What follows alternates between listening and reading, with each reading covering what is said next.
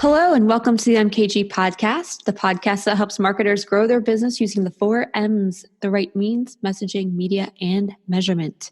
I'm your host, Carrie Gard, and to help me introduce today's guest, I have our CEO back again, Mike Crass. Mike, thanks for joining me. Thanks for having me. I wanted to have you on this one because we just did a brainstorm yesterday, and brainstorms are hard. Do you think? Yeah, I believe by definition, the word brainstorm is an awful word because in my professional experience, it generally leads to people just throwing ideas all over the place and there's no structure, or maybe there's too much structure, so there actually aren't any free-flowing ideas. I'm not a huge fan of the word brainstorm. I totally get its use, but I always look at brainstorms as things that need to be kind of corralled and coached into a general direction so that you actually get something out of it, instead of half a dozen people walking out of a conference room not being sure that they actually accomplished anything. How have you approached brainstorms in the past? I've approached them both successfully and unsuccessfully. I will mention more of a successful note that I have paid attention to and bring along to brainstorms now. So first of all, just keeping them very high level. Any kind of pre-preparation you can do, whether it's emailing, sending documents back and forth, sending websites, that's all incredibly helpful. So I always am a big proponent of pre-prep, even if your other brainstormers are just looking at a little bit of it. At least they're fairly familiar with what you're going to talk about. And then the other things that I've noticed that have worked well for me personally are making sure that there's a purpose and to your meeting and know what you want to accomplish. Otherwise, a brainstorm with me will get terribly off track and we probably won't accomplish anything. So it's good to have that purpose and to know what you want to walk away with. The other things I've noticed that are successful when I brainstorm are really discussing what is truly important for all the key players. So thinking like Dale Carnegie, he always talks about what's really in it for me, for her, for him, for them. And that's not marketing messaging. That's truly looking in the mirror or looking at other people who will be affected by this brainstorm and saying, what actually matters to you? And being very critical of that. Not everything can matter, but a couple things really will matter to those people, him, her, or them. So we want to make sure that you are focusing on what's truly important to them. And then the last couple things are, coaching your way through the conversation. A brainstorm should be an opportunity for you to share ideas, to explore, to take notes. I always recommend that you record a brainstorm session so you don't have to take perfect notes and you can refer to it later. And the last thing that I believe is the most important thing about brainstorm sessions, you start on time, you end on time. Because by definition, brainstorms could go on forever. You could brainstorm for an hour, you could brainstorm for a day, you could brainstorm for a year. And if you don't have that disciplined start and stop time, you will frankly run into all of this running over of your brainstorm session, and you might not have actually talked about what's truly important. So I always say start on time, end on time. And if you know your purpose, if you know what you want to accomplish, you know what's truly important to people, like our ABM discussion that you referenced earlier, we actually finished early. We finished the brainstorm and then we chatted for 30 minutes. So we fully ended that conversation early and we moved on to a different topic. And if you are focused, you know what you want to get done, you know who will be affected by what, I really think that you can have successful brainstorms in a finite amount of time. And I would say you really need to end the conversation with next steps. Like know your timing and then buffer like that 5 minutes before the meeting's over to say, okay, we have a lot of ideas here. What are the next steps on where we're going to take these ideas next, right? Because you can have a brainstorm.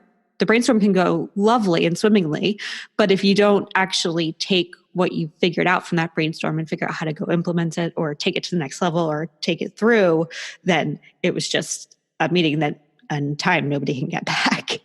So make sure you have next steps. And so Melanie Diezel, founder of Story Fuel, actually in this podcast walks us through how to break through on content specifically. Brainstorming in general is really hard, like Mike and I talked about, but even specifically with content, looking at that blank page and knowing what content you're going to create for your brand is sometimes feels near impossible. And so she walks us through how to do that.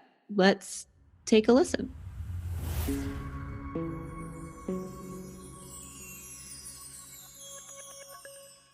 Hello, Melanie. Thank you for joining me. Thanks for having me here. I'm so excited to have you because I think you have a really interesting story and a really interesting twist to how you approach content. And so, why don't you tell the MKG listeners how you got into journalism and writing? Absolutely. So, I definitely have been a storyteller since I was a kid. I was always that kid trying to entertain everyone and regaling them with tales of my day, no matter how boring it was.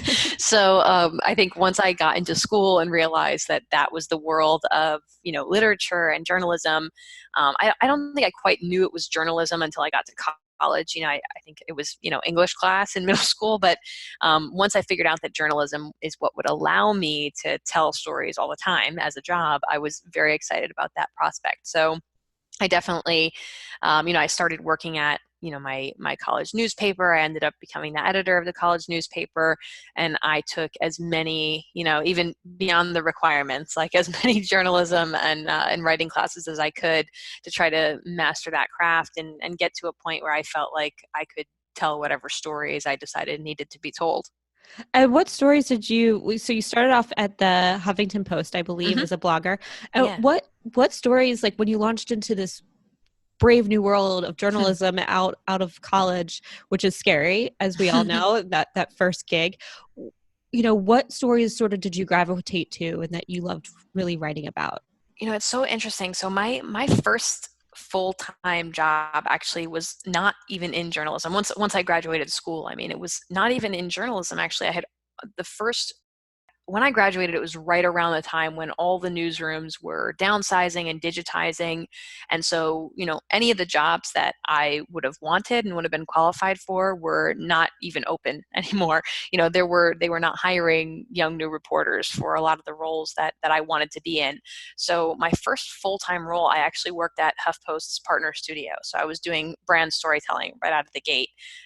It was actually had been working with a recruiter there at HuffPost, hoping to get a job in their arts department, reporting on the arts.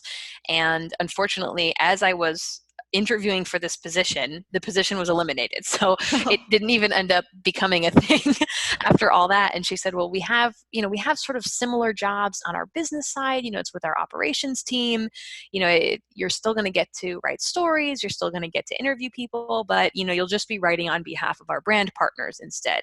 And so I don't know that I fully understood what that meant, but I knew that I needed a job. And if I could use the same skills, it sounded like a good enough fit to me. So that job, my job title, I think it was actually horrible. It was native ad product manager, which sounds so much more technical than what it actually was, which was content strategist. So I was, helping brands write blog posts and things like that. It was definitely a scary transition. I think, if I'm being totally honest, I didn't think that I was going to be in that world for very long. I think my mentality was, this is a job that is adjacent to a job that I want to have. It gets me to New York. It gets me to HuffPost. I'll do this for a little while and I'll kind of keep hunting for my big newsroom job, somewhere else. And it just didn't turn out that way. I made a transition for life without realizing it. That's amazing. I did something similar where I wanted to go to New York to be a photographer, and my uncle was like, "I'll get you a job in advertising. You're not allowed to like it because you're going to go be a photographer." And lo and behold, I Surprise. am doing nothing with photography. But Here we are. here we are in advertising. Go figure. So you're on this brand journey, working with Hmm. brands, writing content for them, but you still have this journalistic feel Yeah. to everything that you're doing, and you brought that to brands. Yeah. So the team that I ended up being on was called HuffPost Partner Studio, and the way it would work is essentially this was like the early days of content marketing and native advertising, and so brands would come to HuffPost and say, I want to buy your homepage for a day or something, and we would desperately try to convince them that yes, banners are nice, but have you thought of telling stories? Have you thought of doing a series of brand blogs to get your story across, or doing an infographic with us? So, I would work with our sales team to try to sell our advertisers on the concept of storytelling, the concept of content. And then once we got them on board, I would, work with a subset of them. I had some clients that were mine I worked with, at the time I managed the Goldman Sachs, the Goldman Sachs small business program. We had like a whole series of content. It's called What's Working Small Business is what was the name of that program. So we worked with Goldman Sachs. I worked with American Express, Citibank. I worked with Charmin. Live Better America was our program with General Mills. So that included Cheerios and Yoplait and Green Giant. I was probably on the other side of that. I was at General Mills at the time. So there we go. So it could be, yeah, we were doing all the Live Better America content.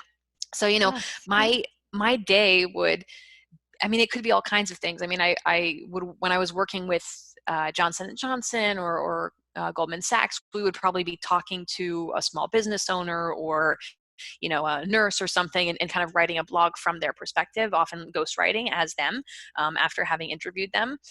So we might do something like that, which definitely had a journalistic feel to it.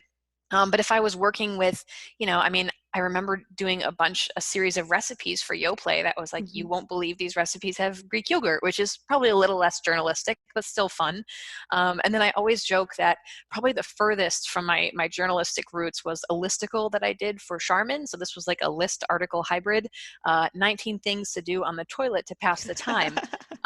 For Charmin. So that, that's great. Probably not my most journalistic endeavor, but, still fun. And so it was definitely a wild ride, but, it was interesting because I did still have that pull of wanting to do more in-depth content, more journalistic content. We did stuff that was fun. We did stuff that performed well.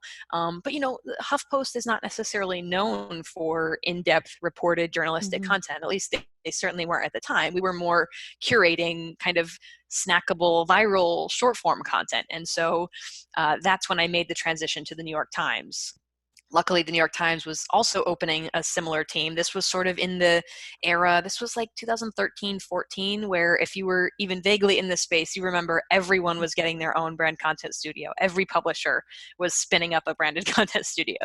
I moved over to the New York Times, where I thought, I'll be doing the same kind of work. I'm still going to be doing branded content work with what became T Brand Studio, but at least what's native to the New York Times is going to be reported and in depth and multimedia. So it was kind of getting myself a little bit closer to my journalistic roots. And just out of curiosity, this is a really interesting place you're in, and I was definitely on the other side of it. Funny enough, like quite literally working as a publicist modem on the Yoplait account. But I did mostly the buying and selling for CPM. I wasn't too much involved in more of these engagement, bigger engagement opportunities. But so I'm really curious as to, if I'm sitting in the planner seat and somebody's selling this into me, like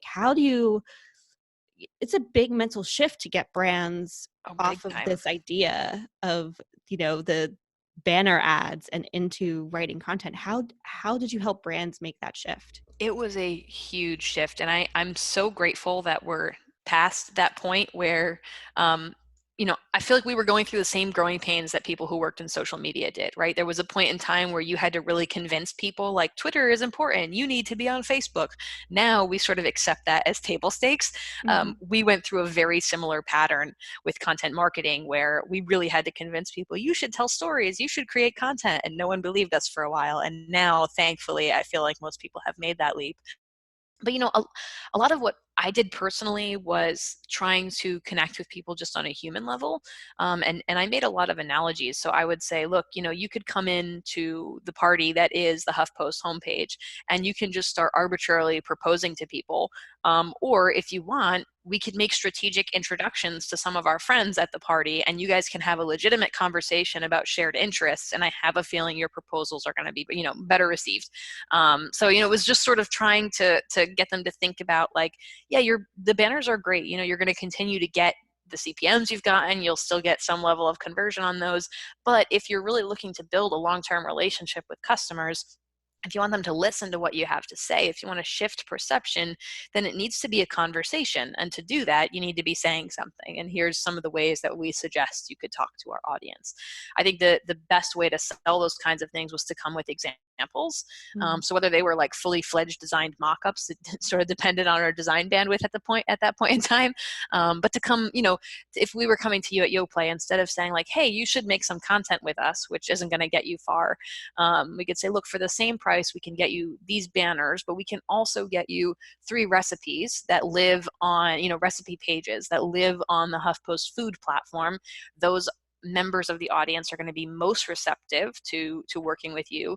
The retargeting is going to be more efficient because they'll already have engaged in a conversation with you, and it will make your banner buy more efficient because you've started it with a conversation. So we would probably try to come at you with a few examples of, seasonal recipes, or, other, food is an easy one because we just go right to recipes, but yeah. other related content that we could bring in there. That's awesome. And I do think the shift is finally happened, and Mm-hmm. it's even continuing to happen as content becomes more and more important, and the right content, right? Which I think is where Story Fuel, this company you started, comes in so nicely, because even for us, we're a digital advertising agency. We specialize in SEO. We tell our clients that content is really important. We give them the keywords, and then it's really up to them to either find the writers that they partner with. We do a little bit of that, but it's really up to them to have either the writers in house or to go find writers that are going to help tell that story. And a lot of times, it's very straightforward. There isn't a lot of fluff to it. It's they want to make sure that they're checking all the SEO sort of boxes. So how do you help brands now sort of make this shift of it's got to be more than just checking off that SEO box? Yeah, I mean, I think in many cases it is about coming with an example. That's generally what changes people's minds. It's very similar. They're used to doing, whether it's a testimonial, a customer story, a case study, web copy. Those kinds of things feel familiar, but the idea of telling a story often feels very foreign, and so they may not have even the skills or the experience in house to even have that conversation, to talk about what that might be. So I think in many cases, bringing an example of what that content could be is probably the best way to get them on board, because when you hear the idea of a story, you think, wow, that would be really cool to have. It kind of makes it easier to put money, time, et cetera, behind it, because now we're all excited about the outcome. So it's definitely hard. I mean, I think the easiest place to make the transition, and this is almost always my recommendation if we're working with a brand that doesn't have as much storytelling familiarity or as much content familiarity, is let's take a look at whether you call it a testimonial or a customer story, and let's see if we can make a more narrative version of that. And I think that's often the easiest inroad, because those often exist in some form, and they're often not doing what we want them to do, right? Like, we all have a testimonial page or like a series of customer quotes, but there's no way of knowing if it's anyone's reading it or if it's really converting. So it's usually an area that it doesn't feel so different because we have some version of it already. But instead of just having a quote from a customer, okay, let me interview them for a few hours and let's tell their story of how we changed their outcomes, of all the benefits we've been able to get them, and let's turn that into a blog post. We can still, in our minds, if we're hesitant about content, categorize this as a case study or a customer story, but it gives us a sort of half step into that more storytelling, more narrative driven version of it. So that to me is usually the easiest half step between those two things. Let's come back to that word narrative, because I think that's it. It's not a word you often hear when you're talking about blogging content, especially when you're talking about brands.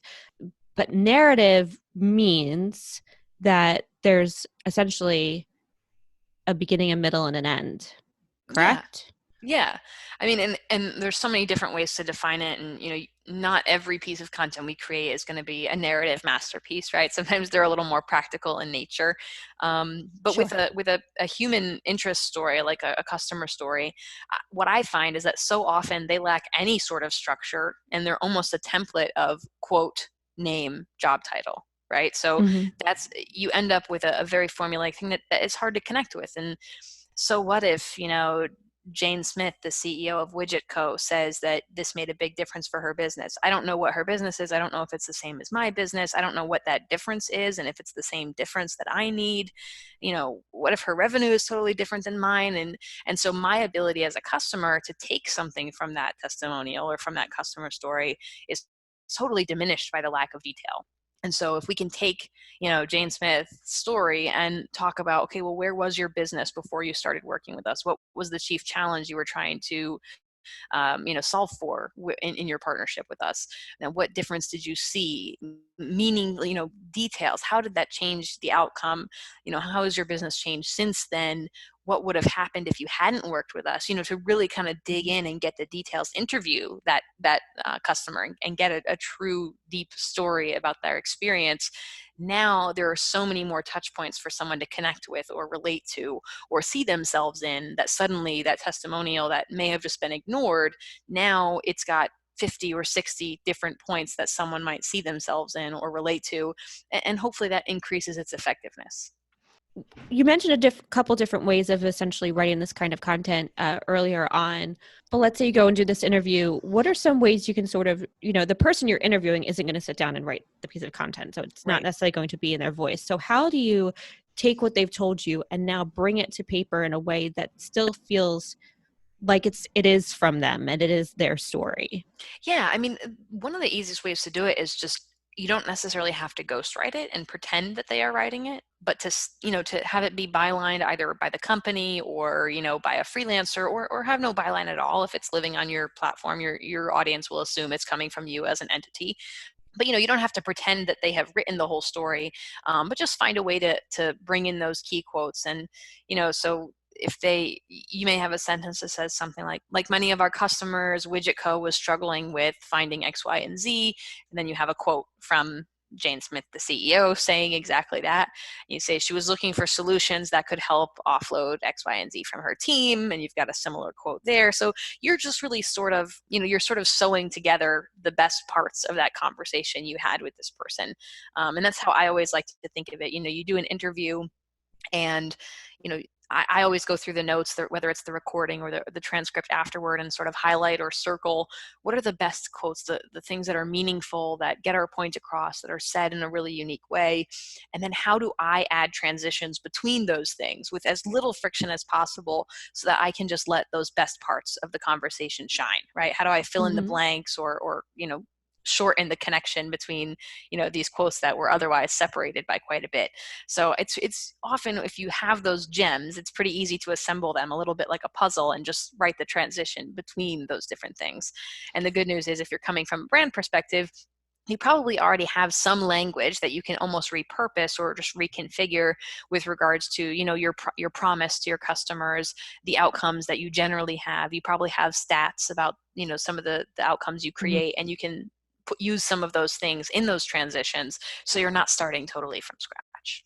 It sounds like you don't necessarily need to be a journalist or a writer, that you really could just be a brand marketer who's just good at asking questions, right? I mean, it sounds like that's really what it comes down to, is just being there with the person, asking the right questions, getting to the heart of the matter, and then being able to just bring that over in a way that people can connect to it. I mean, it sounds like a pretty simple formula, the way you just laid it out so beautifully there.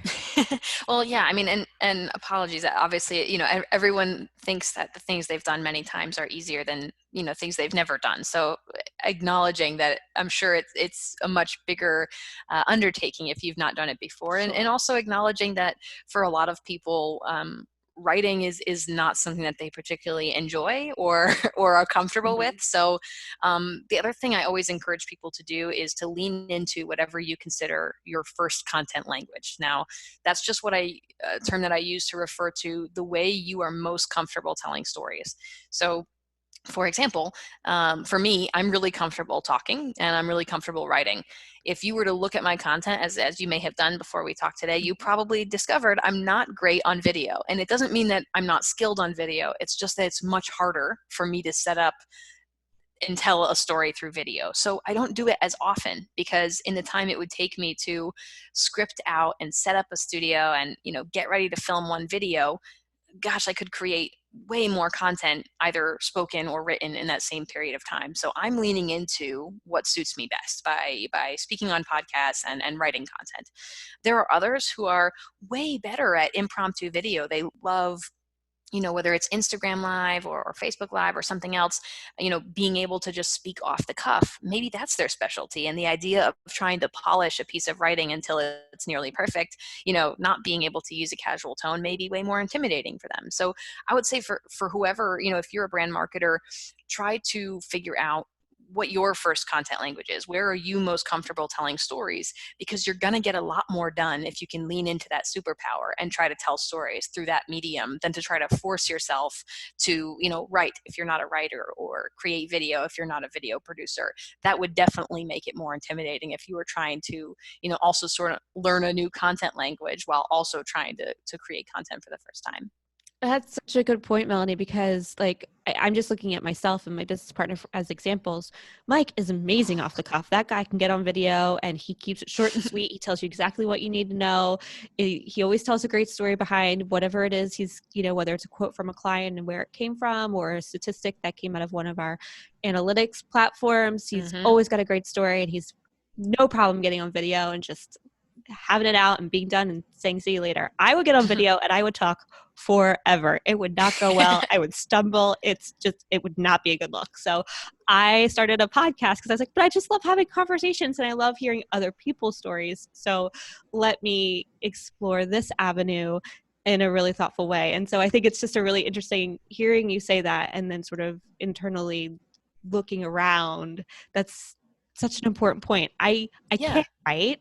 I'm capable. It's not my favorite thing to do. But, that's why I've sort of leaned in. I found that this has been really fun. And so that's why I've definitely leaned into, doing these interviews. So yes, 100%. I think you need to find I love what you said, what your superpower is. Well, and the other thing that's really important to remember is it's really easy to repurpose content. So for you, as an example, you're saying that you really like having the conversation. Well, if your task at the company is to also create written content, then you can have the transcript made of this, and ta-da, now you have a blog post, right? You could find a stock photo and now you have a visual that goes with it, or ask for my headshot and now you have a visual that goes with it, right? So, there's ways to work around that, but definitely, if you started this out by saying, gosh, I've got to write a blog post about Melanie, this is not how I operate, this is not my comfort level, it's going to be a challenge for you and probably end up being something that you don't do. So definitely, if you can find a way to repurpose your way to a different format, that's another way to tackle it too. And so coming back to this idea of storytelling, I feel like I've heard this word a lot lately. It's definitely up and rising, I would say, in terms of people being more approachable when it comes to being better storytellers. I feel like everybody has a different connection to this idea of story. So what's your definition, or what's your connection to this idea of story? Yeah, there are so many different ways that people use it in the marketplace and use it to describe their activities. And I don't think any of them are really wrong. I just think, as you said, everyone sort of has their own connection to it. To me, what I was hearing often in my early days working on branded content is I would hear from people, well, how do you come up with story ideas? Like, how do you even know what to say? That was really how story was defined for me is, well, we have a brand mission and we have products, and we have sort of a marketing strategy or a campaign, but what do we say? Like, what's the content of the content, if that makes sense? What do we even say in our content? What stories should we tell? And for me, that was always the least difficult question to answer. Coming from the world of journalism, I always give the example, you never walk up to the newsstand and see, instead of the New York Times, a little sticky note that says, sorry, we couldn't think of any stories today. That's never an option in journalism, right? You just have to keep coming up with things. And so I hadn't really been able to articulate why or how I was doing it. But for me, that was always the fun part, is just mining for stories, looking and being able to see them, the diamond in the rough of whatever our interview or our campaign is. So for me, I always think of story in that way, is that, a brand already knows, hopefully, who they are and what they want to accomplish. They also probably know who they want to talk to. And I feel like it's my job to help them figure out, well, what do we say and how? And so whether that is a YouTube channel or a blog post or, creating something else entirely, that's where I can come in handy and say, well, look, let's translate who you are and who you talk to and what you sell into a real conversation with the people we hope will buy from you, and turn that into written content, video and audio and all these different formats. I want to figure out what we're going to say first and then figure out the best way to say it. It doesn't have to be one. It sounds like from how you're sort of talking about these different mediums, you're talking about these different sort of episodes, whether that's a blog post or a YouTube channel, whatever the case may be, but it's not just one story. It's right. a collection. Yeah, exactly. Well, and it's sort of like someone asked you to say, well, what's the story you tell your partner or your brother or your mom or your neighbor or your roommate? It's never one story, right? Like the story of your relationship with that person is always a series of things. It's a series of moments and adventures and memories, and it really is the collection that builds that relationship. And so I feel like it's the same way with customers. While we might have one giant thing, whether that's like the equivalent is like the wedding or the moment you met, or some big milestone moment, there are those collections of smaller moments, smaller touch points, smaller conversations that contribute to the overall whole. And so when we think about we've made our website, like, man, what an undertaking that is, and we should be very proud, but it can't end there. You can't just have the wedding, so to speak, and then not engage beyond that point, right? There has to be these other conversations, smaller conversations that we're having day to day. And so that opportunity, whether it's through regular Instagram posts or a weekly video series or something, gives you a chance to talk regularly with your audience, to share stories, share memories, create shared experiences that I think is really important for building and maintaining that audience relationship over time. And so it is different for everyone. There isn't one formula that you must have a daily blog and one weekly video and 3 Instagram posts a week, and ta-da, you have a story strategy. It's a little bit more nuanced than that. But it is a matter of figuring out, where is your audience and how can we talk to them on a regular basis in a way that's going to help maintain and hopefully deepen and grow that relationship. I just saw a really great advertisement on Facebook, funny enough, of Masterclass. Have you heard of? Mm-hmm. My husband subscribed. I have to get in there and check it out because it just seems like there's amazing amounts of content on there. But actually, oh goodness, his name has just flown out the window. He's a comedian, very famous comedian. He's been in a ton of movies, including The Jerk. Steve Martin? Steve Martin, thank you. Yes, Steve Martin. Oh my goodness. But he did this great advertisement because he's doing a masterclass on how to do comedy. And one of the things he says that really stuck with me that I think relates really well to this is that every interaction you have is an opportunity for a piece of content, essentially. Oh, yeah. Every interaction you have is a chance for you to get up on stage and tell that story and potentially turn it into something that makes people laugh. And I just think even in what we're doing, like that's so prevalent, right? It is. And I think what's wonderful about someone like Steve Martin, and many comedians and journalists, I think, have this similar trait, is the ability to see those stories in the everyday life.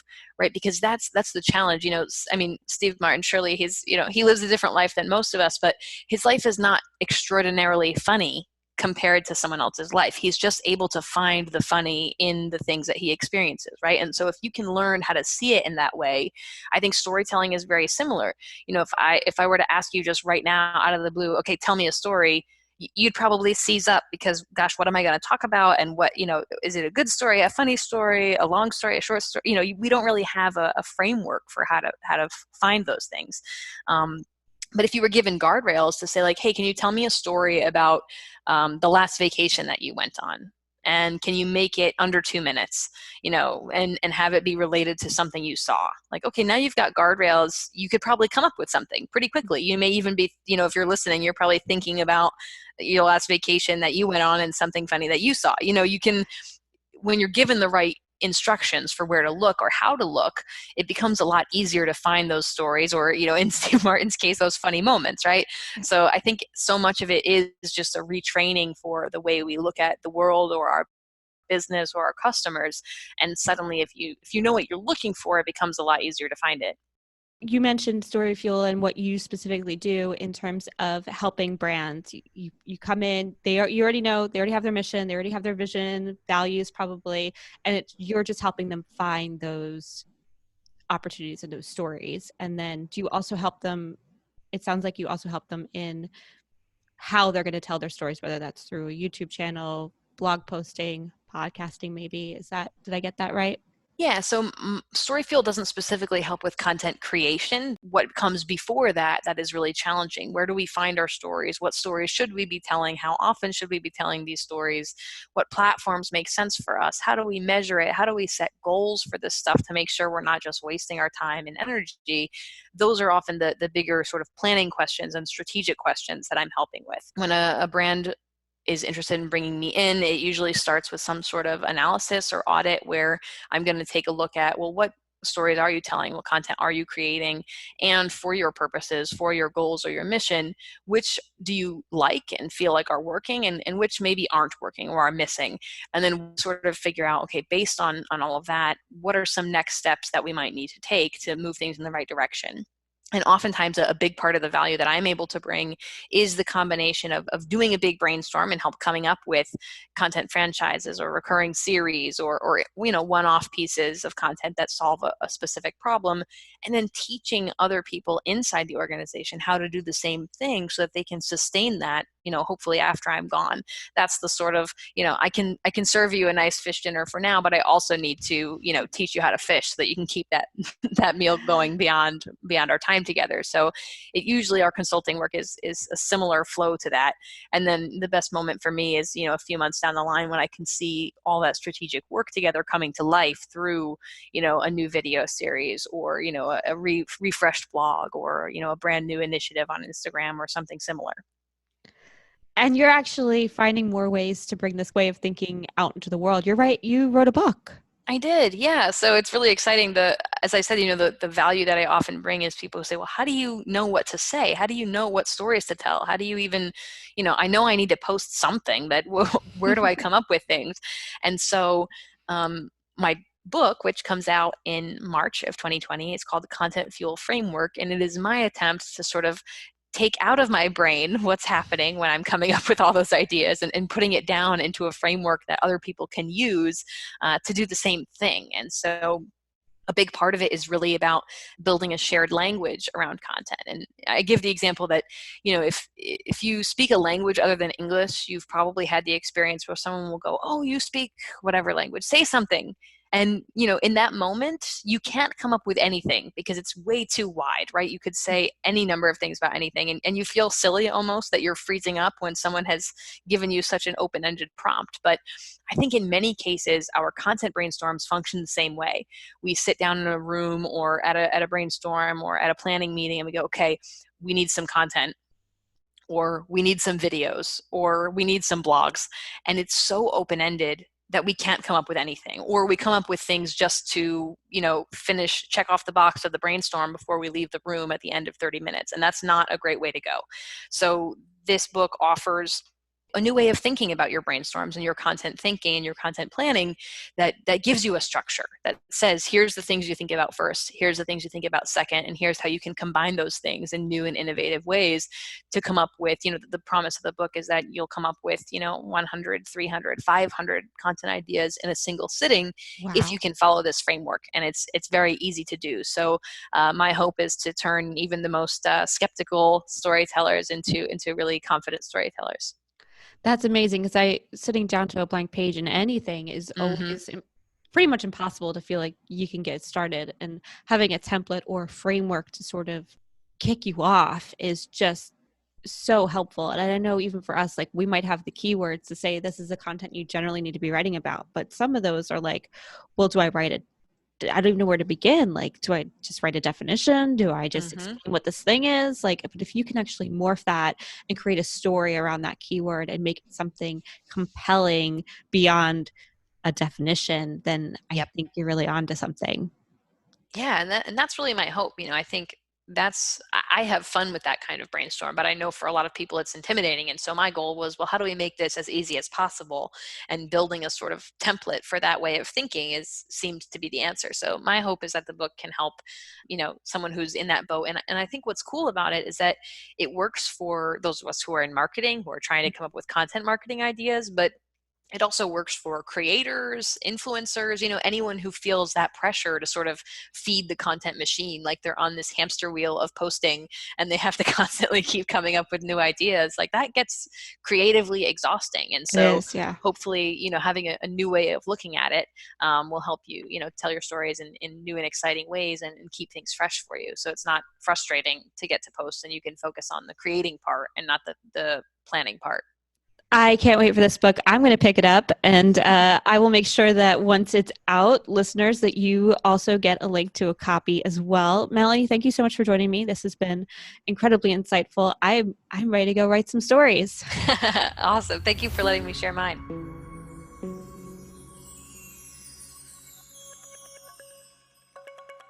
So that was my conversation with Melanie Diezel. Mike, do you have any real world examples of brand content that's really, you feel like did a good job and has really spoken to you and that you just really love that you've seen lately? Absolutely do. There's this company by the name of Trainual. I know that's a mouthful. Trainual is a software company. And what they do is it is a cloud-based system to help onboard new employees, train them, and then provide recurrent training. So, initial training for their jobs, and then also recurrent training that they might need on a regular cadence. So Trainual is in what I would describe as a completely unsexy space. You have to onboard people. You have to train them. You have to train them over time. But it's not like you're talking about gold Nike sneakers or Learjets. It's grunt work. It's hard to do, especially to do that at scale. And so Trainual, I've actually been following them because they run ads on Facebook and Instagram. And they went to NBC and they licensed and hired the actors from The Office. So, Kevin, I believe they have Stanley in some of their video ads.